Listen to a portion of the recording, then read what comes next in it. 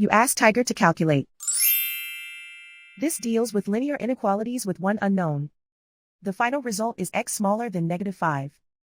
Let's solve it step by step. Group all constants on the right side of the inequality. Add 9 to both sides.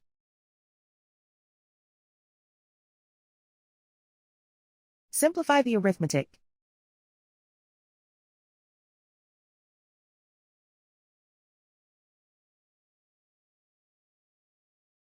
Isolate the x. Divide both sides by -4. Whenever you multiply or divide by a negative, reverse the inequality sign.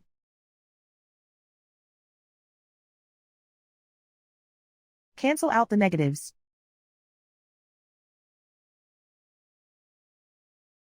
Simplify the fraction.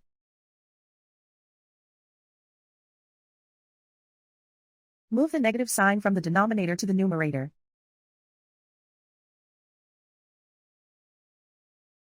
Find the greatest common factor of the numerator and denominator.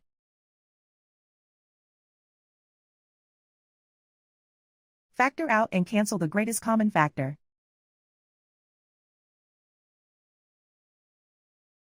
Plot the solution on a coordinate grid.